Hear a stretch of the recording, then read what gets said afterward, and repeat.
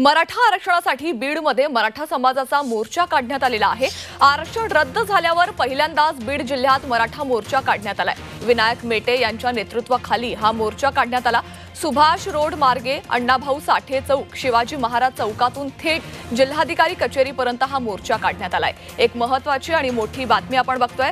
खरं तर मराठा आरक्षण रद्द झाल्यानंतर मराठा आरक्षण कसं राज्यात आणता येईल यासाठी अनेक नेते जे आहेत ते आक्रमक झालेत आणि याच पार्श्वभूमीवर आज बीडमध्ये विनायक मेटे यांनी मोर्चा काढलेला आहे।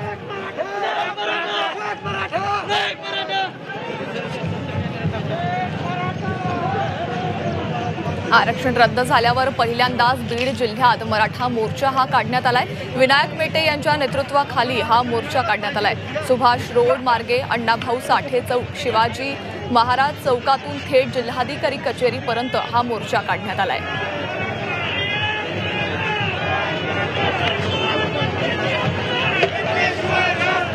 इथे दृश्य आपण बघतोय बीडमध्ये मराठा आरक्षणाच्या पार्श्वभूमीवर हा मोर्चा काढण्यात आलेला आहे। मराठा आरक्षण रद्द झाल्यानंतर राज्यातील अनेक नेते जे आहेत ते आक्रमक झालेले होते। मराठा आरक्षण कसं राज्यात आणता येईल यासाठी लवकरात लवकर प्रयत्न करावे असं या नेत्यांनी मागणी केलेली आहे आणि याच पार्श्वभूमीवर आज बीडमध्ये विनायक मेटेंच्या अध्यक्षतेखाली हा मोर्चा काढण्यात आलाय। मराठा आरक्षणासाठी बीडमध्ये मराठा समाजाचा हा मोर्चा आपण बघतोय। आरक्षण रद्द झाल्यावर पहिल्यांदा बीडमध्ये हा मोर्चा काढण्यात आलाय। विनायक मेटे यांच्या नेतृत्वाखाली हा मोर्चा असून सुभाष रोड मार्गे अण्णाभाऊ साठे चौक, शिवाजी महाराज चौकातून थेट जिल्हाधिकारी कचेरीपर्यंत हा मोर्चा असणार आहे।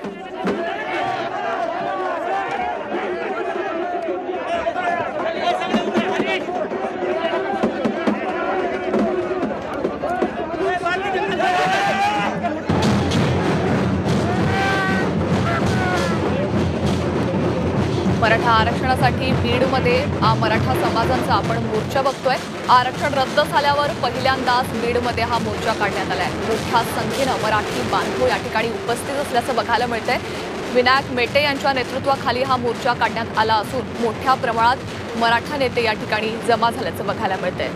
थेट दृश्य आपण बघतोय बीडमधून आणि या संदर्भात विनायक मेटे यांच्याशी बातचीत केली आहे आमच्या प्रतिनिधी विष्णू बुर्गे यांनी। स्थगितीनंतर बीडमध्ये पहिला मोर्चा निघेल असं विनायक मेटे यांनी सांगितलं होतं आणि आता प्रत्यक्षात मोर्चाला सुरुवात झाली। मेटे साहेब माझ्यासोबत आहे। प्रत्यक्षात मोर्चा निघाला, काय आहे तुमची भावना? असं आहे, आज आनंद जसा आहे तसं दुःख आहे। दुःख या गोष्टीचं आहे, जे मिळालेलं आरक्षण आम्हाला ते या सरकारच्या नालायकपणामुळे गेलं।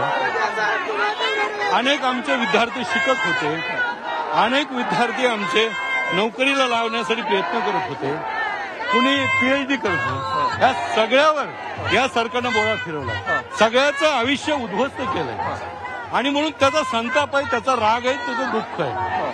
आनंद या गोष्टीचा आहे की छत्रपतीचं हे मावळं आणि आमचे सरदार हे आणखी थकलेले नाही।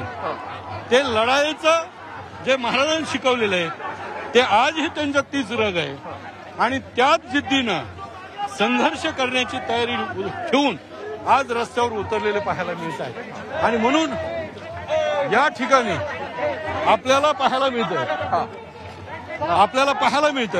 हळूहळू चला, हळू आपल्याला पाहायला मिळतंय हे थांब